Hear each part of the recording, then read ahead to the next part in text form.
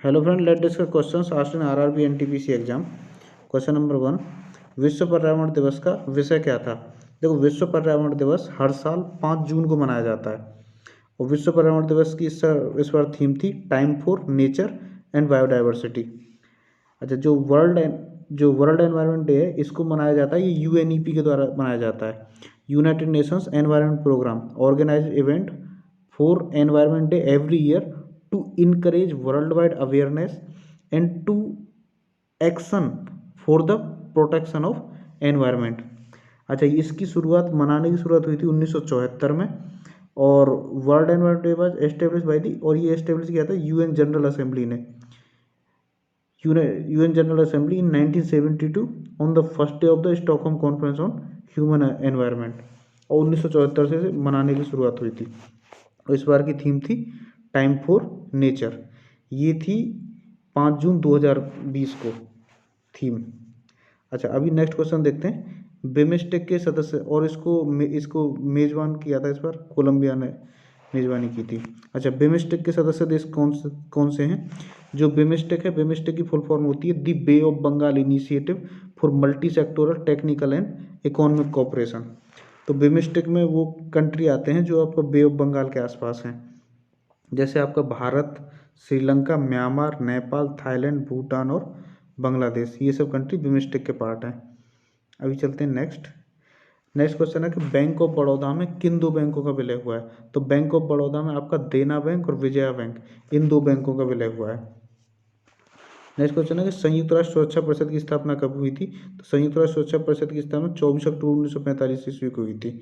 देखो, यूएनओ की स्थापना, जो संयुक्त राष्ट्र संघ है उसकी स्थापना भी 24 अक्टूबर 1945 को हुई थी। और संयुक्त राष्ट्र संघ के 6 मेन अंग हैं। उन 6 मेन अंगों में से यूएन सिक्योरिटी काउंसिल एक प्रमुख अंग है।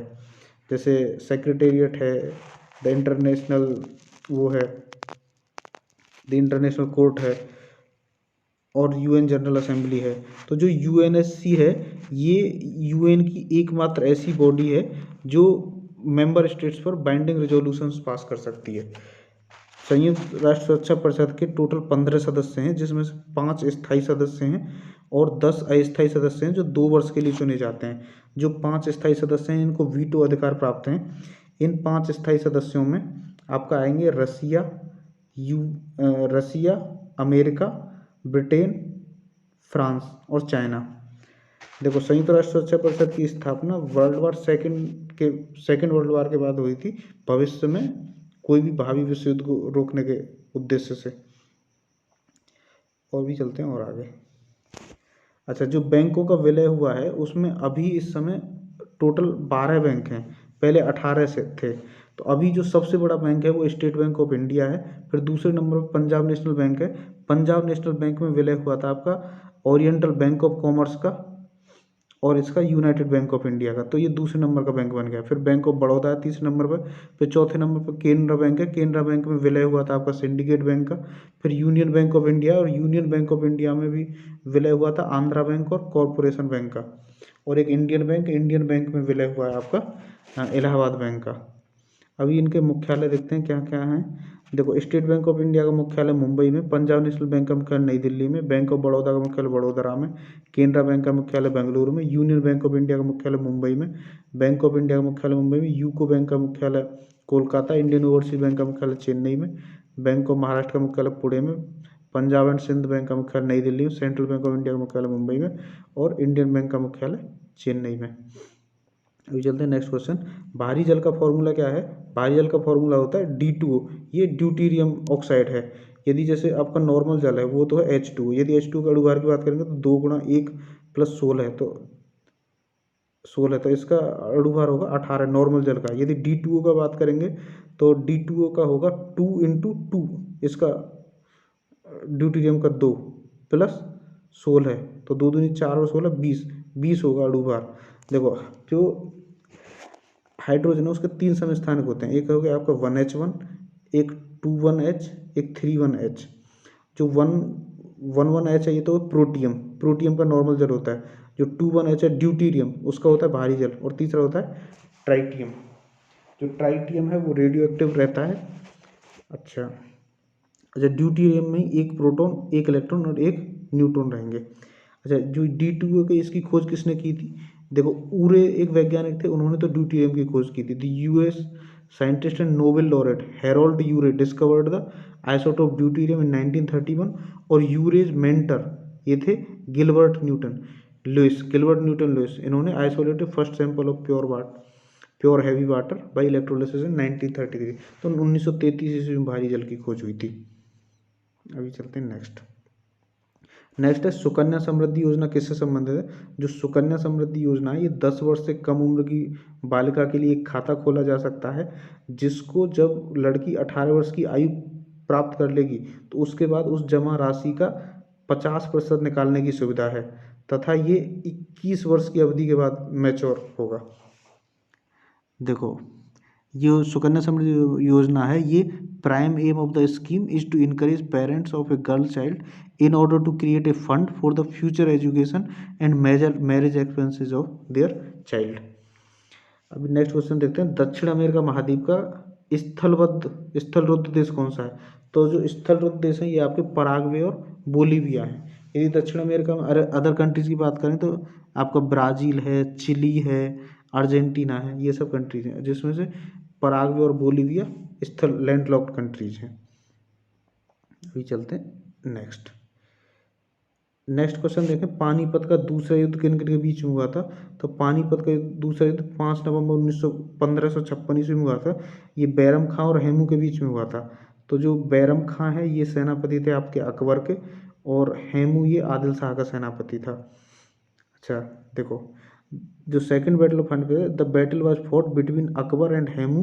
The battle was fought at Panipat with strong competitors on both sides. Hemu had a large army along with 1500 war elephants. तो इसमें युद्ध में क्या हुआ था? Hemu was struck with an arrow in his eye and subsequently the army got panicked seeing their unconscious leader. The battle was concluded with the Mughal crowned the victory।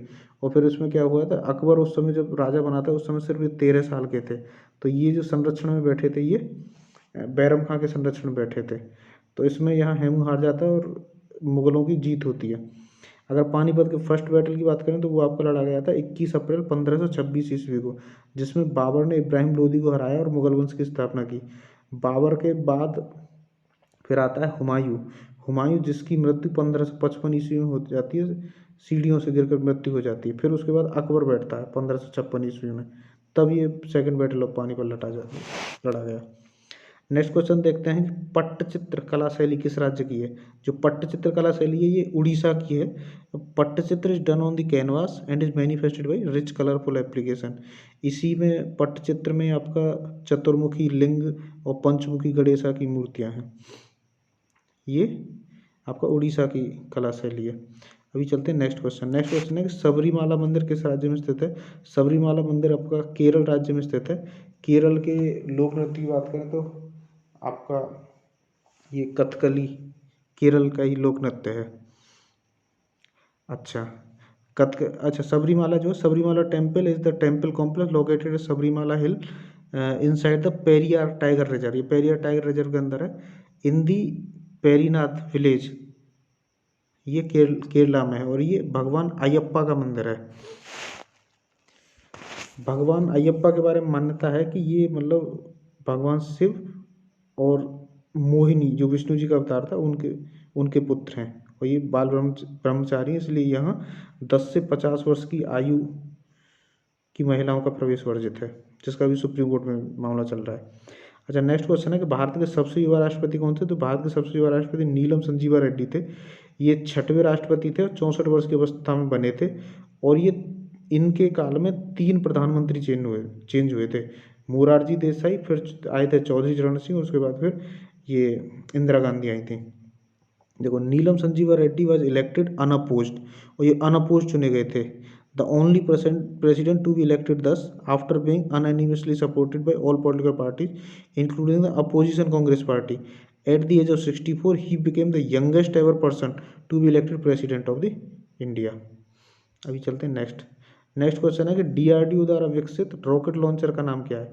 जो DRDO द्वारा विकसित लॉन्चर ये पिनाका है। advanced version of the DRDO developed Pinaka rocket was successfully flight tested from integrated test range Chandipur off the coast of Orissa. तो उड़ीसा के Chandipur coast से इसका प्रक्षेपण किया गया था। 7 सिस्टर राज्यों में कौन सा नहीं आता है, तो इसका आंसर वो था सिक्किम। सिक्किम जो 7 सिस्टर राज्यों में नहीं आता। उस सिक्किम की राजधानी गंगटोक। सिक्किम भारत का पहला जैविक राज्य भी बना है। और 7 सिस्टर में आपके असम, मेघालय, त्रिपुरा, मिजोरम, मणिपुर, नागालैंड और अरुणाचल प्रदेश आते हैं। अरुणाचल आपका सबसे पूर्वी राज्य है। अभी चलते हैं नेक्स्ट है कि उबंटू क्या है। उबंटू एक ऑपरेटिंग सिस्टम है। जो उबंटू है, Ubuntu is modern open source operating system on Linux for the enterprise service, desktop, cloud and IoT। IoT आपका इंटरनेट ऑफ थिंग्स। अच्छा, URL का पूरा नाम क्या होता है? URL का पूरा नाम है यूनिफॉर्म रिसोर्स लोकेटर। जो यूनिफॉर्म रिसोर्स लोकेटर है वो defined in RFC 1738 in 1994 by Tim Berners Lee के द्वारा ये मतलब इनका नाम दिया गया था। और जो टिम बर्नर्स ली थे वो WWW वर्ल्ड वाइड वेब के इन्वेंटर थे। चलते हैं नेक्स्ट है कि कौन सा स्थल दिल्ली में नहीं है। ये ऐसा पूछा था, जैसे लाल किला है, लाल किला दिल्ली में है। और ये जो बुलंद दरवाजा ये दिल्ली में नहीं है। बुलंद दरवाजा आपका आगरा में है। जो बुलंद दरवाजा इसे डोर ऑफ विक्ट्री भी बोलते हैं। इसको 1602 ईस्वी में मुगल एम्पर अकबर ने बनवाया था। और इन्होंने गुजरात विजय के उपलक्ष्य में इसको बनवाया था। ये जो main entrance to the Jama Masjid है, फतेहपुर सीकरी आगरा में है। एक क्वेश्चन तक राजतरंगिणी के लेखक कौन है? राजतरंगिणी के लेखक कलहन है। ये संस्कृत में लिखी हुई किताब है। Rajatarangini written in Sanskrit by the Kashmiri Brahmin Kalhana, और ये लिखी गई थी 1148 में। It covers the entire span of history in the Kashmir region from the earliest time to the date of its composition तक। इसमें सब कुछ लिखा हुआ है। अभी चलते हैं नेक्स्ट क्वेश्चन है कि कुंडलकुलम नाभिकीय संयंत्र किस राज्य में? कुंडलकुलम नाभिकीय संयंत्र आपका तमिलनाडु में है। Kudankulam nuclear power plant is the largest nuclear power plant situated in India, situated in Kudankulam the Tirunelveli district, Tamil Nadu Tirunelveli में। गोबी मरुस्थल किस देश में स्थित है? गोबी मरुस्थल आपका मंगोलिया और चाइना में है। चाइना के ये ऊपर होगा नॉर्दर्न पार्ट में, मंगोलिया के साउदर्न पार्ट में। अभी नेक्स्ट क्वेश्चन है खेलो इंडिया यूथ गेम्स 2020 का आयोजन कहाँ हुआ था? ये आपको गुवाहाटी आसाम में हुआ था, जिसे जम्मू कश्मीर ने जीता था। और ये हुआ था जनवरी में, 10 जनवरी से 22 जनवरी तक। भारत की संसद ने पर्यावरण रक्षा अधिनियम कब पारित किया था? ये पर्यावरण रक्षा अधिनियम आपका 9 जनवरी 1986 ईस्वी में पारित किया गया था। So this is for the day. Thank you.